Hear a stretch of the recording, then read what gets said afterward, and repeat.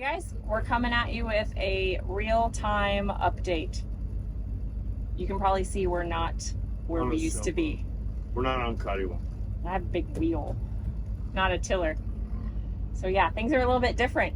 We are, you know what? I don't even know where we are, what city we're close to tell them. We're fixing to go through a lot, actually. We're approaching Lake Charles. How's that? In the ICW.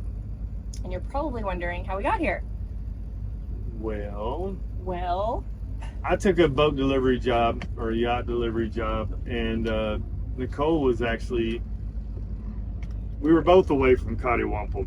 So we left Puerto Rico. She did the graduation thing. Yeah, I flew home to Houston. My daughter,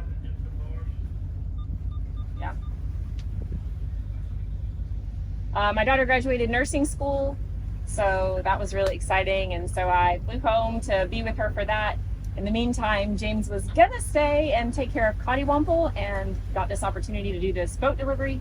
And we have wonderful people in Puerto Rico that are looking after our animals, looking after our boat. So he was able to get out of there and go take this boat delivery job. And then, in a strange turn of events, I got to join. So we have two captains again, which I made her skipper. She come aboard. We're on a powerboat. Yeah, very different from our usual sailboat. Lots more room, big engines, easy to maneuver in comparison to our big fat bottom girl Coddiwomple. So it's been quite a different experience, but going through the ICW is an adventure in itself, and locks are part of that adventure. So we've been through 3 so far.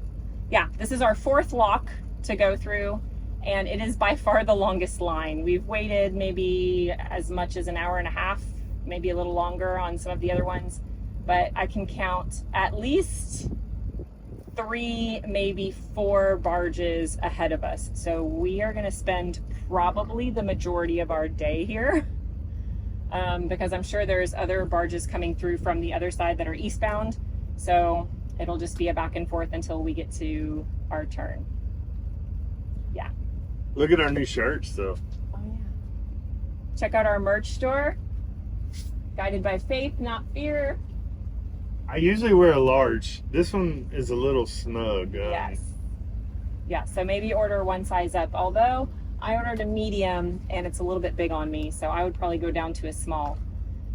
So read the sizing carefully. I guess that's our best advice there. But otherwise, the shirts are really nice quality. They're really soft. Very soft. Very happy with the print quality on the design and everything. It's been pretty good.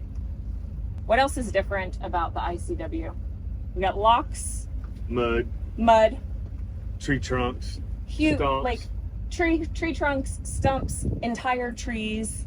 Big 55-gallon drums floating down the.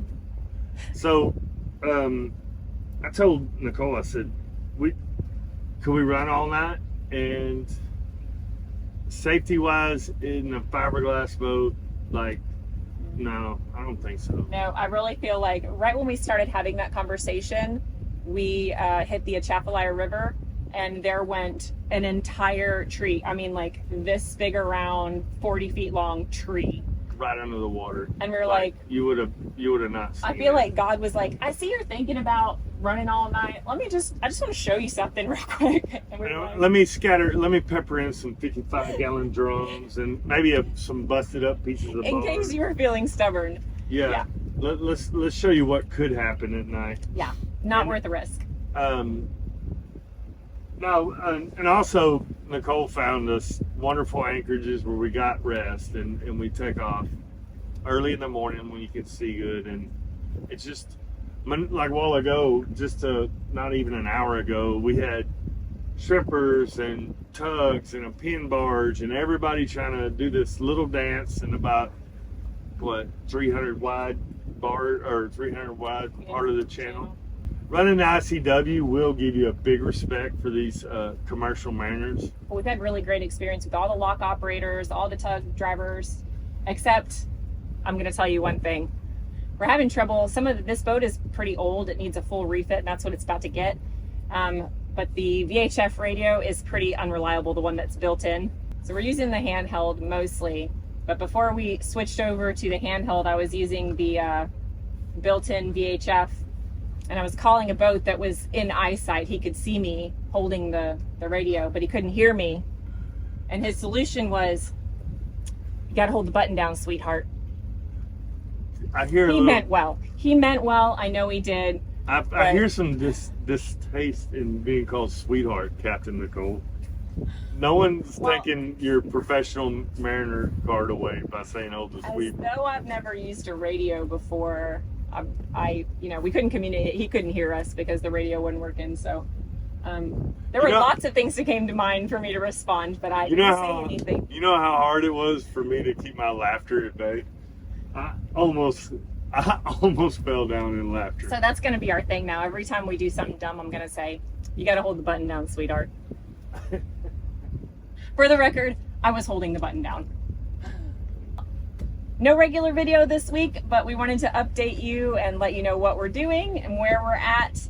And next week, we will be back to our regularly scheduled videos.